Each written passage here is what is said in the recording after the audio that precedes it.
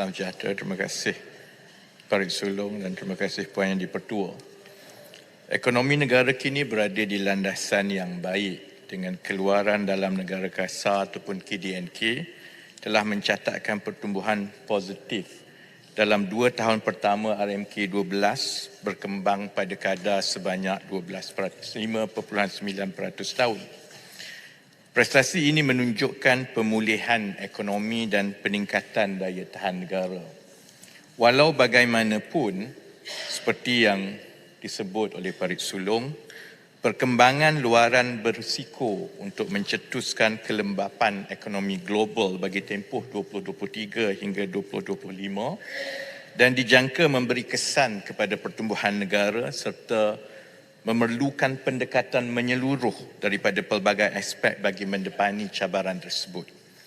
Tabung Kewangan Antarabangsa IMF pada bulan Julai 2023 telah mengunjurkan pertumbuhan ekonomi dunia berkembang perlahan sebanyak 3% dan perdagangan hanya sebanyak 2% pada tahun 2023. China sebagai antara negara terbesar dalam ekonomi global mempunyai pengaruh yang mendalam terhadap pelbagai aspek dalam landscape ekonomi Malaysia. China juga merupakan rakan dagang terbesar Malaysia selama 15 tahun, iaitu sejak tahun 2009 dan kekal sehingga kini. Pada masa yang sama, Malaysia turut menjadi antara 10 rakan dagang terbesar China, iaitu 3.3% dari jumlah perdagangan China pada tahun 2022.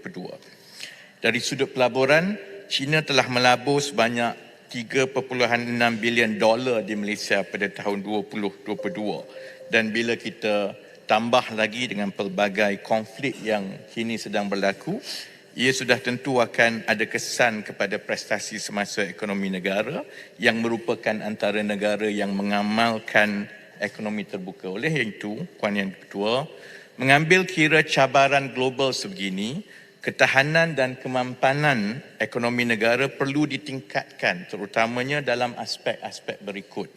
Pertama, meningkatkan profil negara sebagai destinasi pelaburan utama serantau untuk menarik pelaburan-pelaburan baru daripada pelabur antarabangsa dan juga pelabur dalam negara.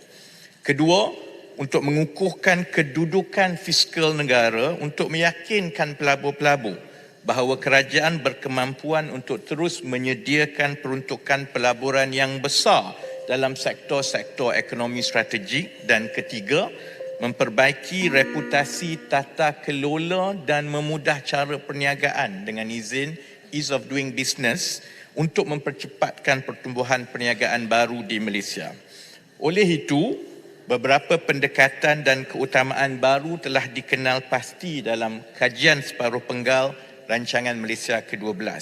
Kerajaan juga telah meluncurkan Pelan Induk Perindustrian Baru 2030 bagi memacu transformasi perindustrian sekaligus meningkatkan daya saing negara dan pasaran global. Sehubungan itu, dalam mencapai sasaran-sasaran yang telah digariskan ini, usaha akan dipertingkatkan untuk mempercepatkan reformasi struktur ekonomi, memperkukuhkan perdagangan luar dalam rantaian bekalan global, mengoptimumkan potensi ekonomi wilayah dan negeri serta menguruskan inflasi. Dan saya pasti Dewan sudah sedia maklum dalam perancangan kerajaan ada 17 anjakan-anjakan besar dan ini termasuklah juga mengenal pasti 5 industri yang mempunyai pertumbuhan dan nilai yang tinggi iaitu SGHV. Jadi saya atas kesuntukan masa, saya pasti Farid Sulong ada soalan tambahan, jadi lebih baik kita beri laluan kepada Farid Sulong. Terima kasih. Farid Sulong. Terima kasih. Terima kasih Yang Berhormat Menteri di atas jawapan yang telah diberikan. Terutamanya apabila Yang Berhormat Menteri ada mengatakan mengenai pengukuhan kedudukan fiskal negara dan juga meningkatkan profil negara. Walau bagaimanapun penganalisa ekonomi melihat dominasi China sebagai hub pembuatan semakin berkurang. mungkin disebabkan kenaikan kos, populasi yang menua dan sebagainya.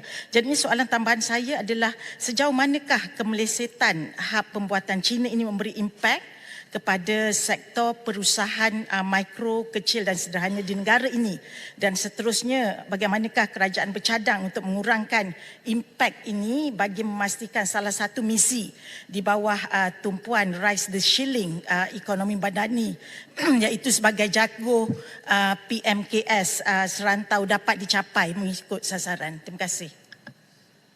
Terima kasih Pak Duk Sulong. Jadi sebenarnya ada dua soalan yang walaupun nampak berkait tapi dia agak berbeza. Pertama soal impak yang berlaku di China sebagai hub perindustrian dunia kepada Malaysia. Kerana itu sebenarnya satu peluang yang baik untuk negara kita. Dengan keadaan geopolitik yang sedang berlaku di dunia, banyak pelabur-pelabur dan pemain industri yang membina industri pembuatan di China sebelum ini mengambil jalan untuk mengurangkan risiko keterdedahan mereka kepada risiko geopolitik ini. Jadi kalau kita memberi tumpuan yang baik, itu akan membolehkan berlakunya peralihan industri pembuatan yang kini banyak di China untuk mula melihat kepada negara-negara lain. Kita telah lihat ia berlaku untuk Vietnam contohnya. Sebab itu kita berharap dengan dasar yang baik itu akan dapat menarik lebih ramai lagi industri untuk datang ke Malaysia dan beralih daripada China ke Malaysia. Soal PMKS itu agak berlainan pada pandangan saya kerana PMKS kita 79%-nya adalah bersifat mikro.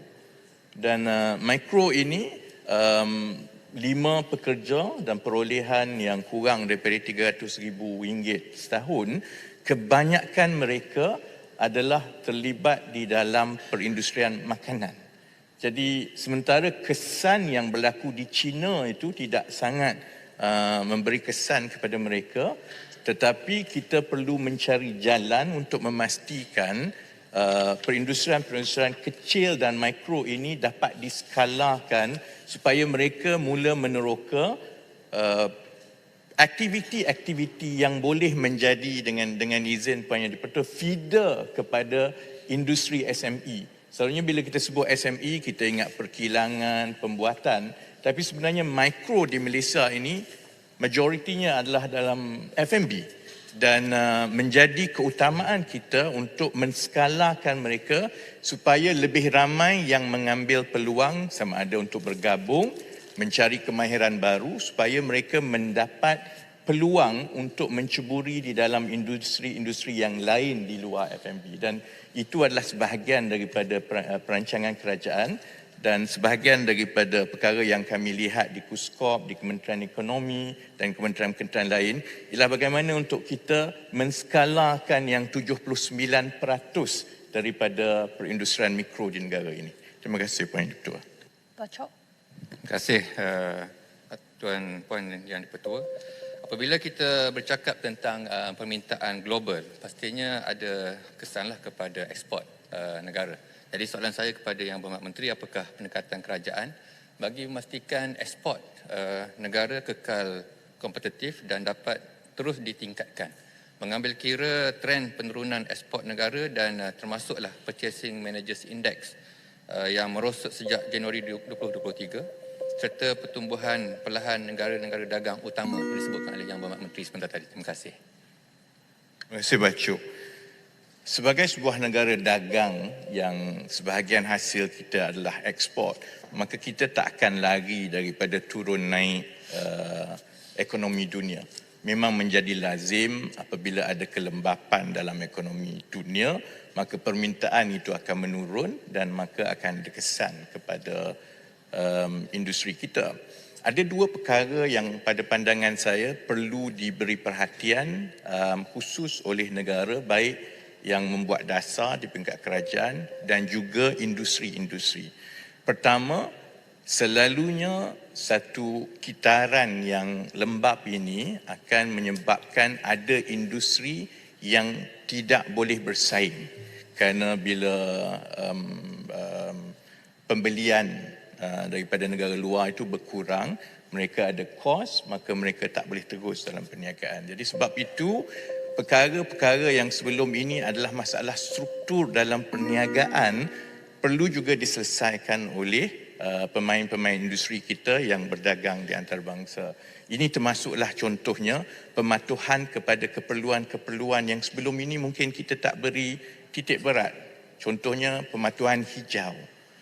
Contohnya dalam tempoh terdekat ini Kesatuan Eropah dan juga Amerika Syarikat akan mula melaksanakan pematuhan kepada apa yang dipanggil sebagai CBAM, Carbon Border Adjustment Mechanism, yang meletakkan kos tambahan kalau pengeksport contohnya daripada Malaysia tidak mematuhi beberapa peraturan-peraturan khusus. Jadi sebab itu, untuk menjawab yang ditanya oleh Bacu, sebab itu sementara kita melalui proses kelembapan ini adalah sangat penting kita menggunakan peluang ini untuk negara dan juga industri-industri kita memastikan barangan kita itu memenuhi seberapa banyak kehendak-kehendak daripada rakan dagang kita. Sebab itu kerajaan meletakkan dasar peralihan tenaga sebagai dasar yang sangat penting.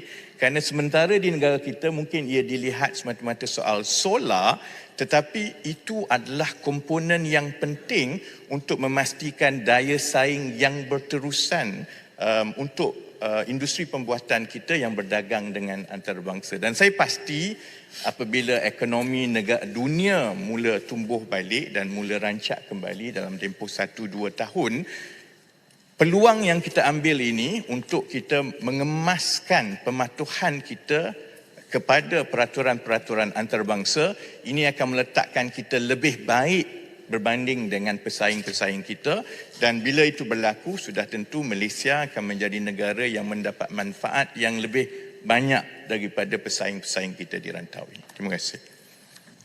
Saya jemput Tuan Haji Bakri bin Jamaluddin, Tangga Patu. Dari Sungai Udang.